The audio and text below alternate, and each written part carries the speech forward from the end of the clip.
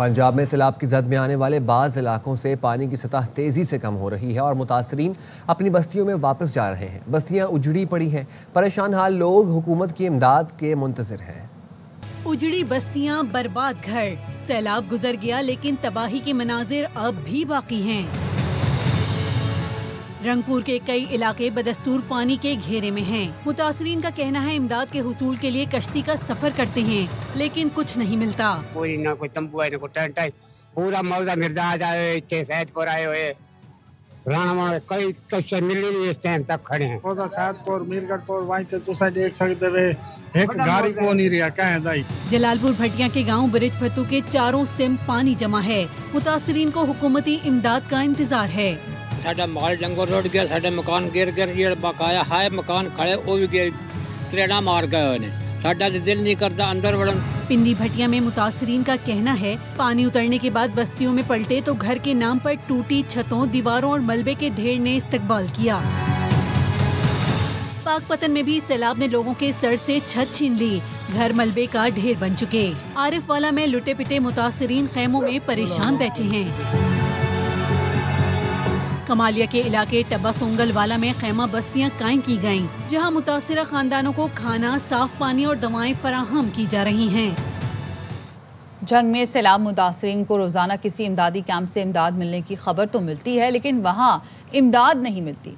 इस वक्त अली आबाद में मौजूद हैं हमारे नुमाइंदे मुस्तफ़ा फारूक, जो मुतासरा ख़वातीन से उनकी मुश्किलात मालूम कर रहे हैं। मैं अली आबाद में मौजूद हूँ और यहाँ पर सैलाब मुतासरीन जो हैं वो इमदाद के हसूल के लिए सुबह से बैठे हुए हैं। एक इमदादी कैंप में इन्हें कहा गया था कि आप आएँ, यहाँ पर आपको इमदाद मिलेगी। अब तक यहाँ पर किसी को कोई इमदाद नहीं मिली। खवातीन सुबह से बैठी हैं, उनसे बात करते हैं। जी, कोई भी नहीं राशन मिले। अली आबाद में सुबह से बैठी हैं, उन्होंने राशन मिल भी नहीं रही है। जेड़े हमने बाहर दे हमने इतने राशन ला जाना का शाय नहीं मिलती पाई खलो खलो के हट वहीं नहीं। मुतासरीन की इमदाद के लिए हुकूमत की तरफ से जितने भी इकदाम किए जा रहे हैं वो इकदाम अपनी जगह पर, लेकिन जो मुस्तहिक सैलाब मुतासरीन है उन तक ये इमदाद नहीं पहुँच रही। मुतासरीन को इमदाद देने के लिए जो यहाँ पर काम किया जा रहा है उसमें रेड टेप इन्वॉल्व है, पटवारी इन्वॉल्व है। वो अपनी मर्जी से लोगों के नाम लिख रहे हैं और जो हकदार लोग हैं उनको ये हक नहीं मिल रहा। चिश्तिया में सैलाब ने हंसते बसते घर उजाड़ दिए। यहाँ एक ख़ानदान ऐसा भी है जिसे पानी उतरने के बाद अपने गांव का रास्ता तो मिल गया लेकिन घर नहीं मिला। मज़ीद जानते हैं अरबाई न्यूज़ के नुमाइंदे मोहम्मद अली से। सतलुज में चिश्तिया के मुकाम पर सैलाब ने तबाही की तारीख रकम कर दी। अब पानी की जो है उसमें कमी देखने में आ रही है। लोग वापसी जो है अपने घरों की तरफ कर रहे हैं और एक फैमिली के साथ मैं मौजूद हूँ जो वापस आए हैं, उनसे पूछते हैं। पानी हट गया, घर आए हैं तो घर सारे डट्ठे पैन और सामान फिर उत्थे जाके सड़क ते रखने हैं। ते गवर्नमेंट तक साड़ी अपील है कि मदद करे। फसलां बुढ़ गई, मकान डेग पे, गरीब आदमी सड़कों ते बह रहे हैं, रुड़े पैन। बड़ी अवाम तंग है, ना माल दे पट्ठे, ना कोई माल मर रहा भुखा। अवाम चौधी भुखी मरदी पई, कोई कारोबार भी नहीं है। मुतासरा शख्स की बात आपने सुनी, उनका कहना था एक माह बाद जो है हम वापस अपने घरों की तरफ लौटे थे तो आके देखा तो पानी ने हमारे जो घर हैं वो तबाह कर दिए हैं।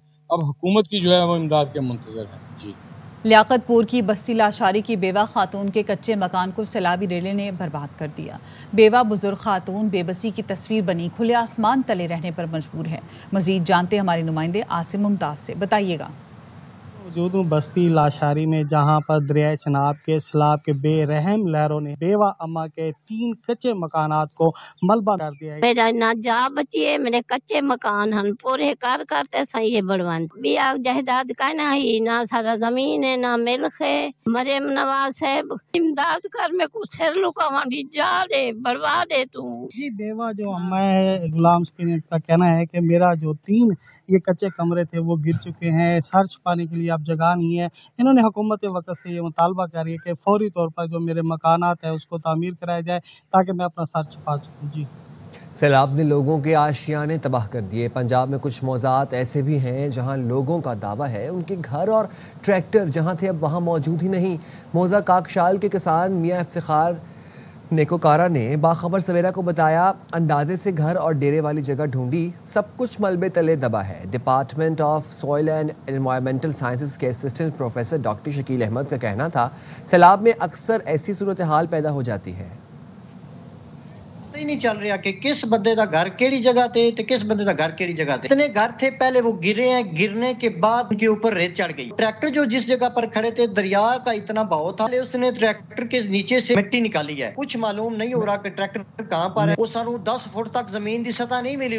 10 फुट तक 15 फुट तक वहाँ पे सेडिमेंट का जम जाना कोई मुबालगा राय वाली बात नहीं है। जो सेडिमेंट आते हैं वो लो लाइंग एरियाज में डिपॉजिट ज्यादा हो जाते हैं। अगर एक बंदे का डेरा या उसका जो घर है तहसील या यूनियन काउंसिल से थोड़ा सा नीचे वाक़ है, जितने भी उसके ज़रात हैं वो सारे के सारे ऑफ कोर्स वही जमेंगे। एक ही बंदा उसकी शिकायत कर रहा है तो इसकी पॉसिबल रीजन मेरे ख्याल में तो यही है। बहुत सारे लोग जो हैं वो तो वहाँ पे रह ही नहीं पाते। बंदा फाइनेंशियली स्ट्रॉन्ग है तो चले दूसरों को साथ लगाकर वहाँ पे डिगिंग भी कर सकता है, अपनी चीजें ढूंढ सकता है। आम बंदे के लिए तो ये डिगिंग भी, क्योंकि उनके पास तो हर चीज, उनके लिए तो खाने की चीज भी वहाँ पे बचती है।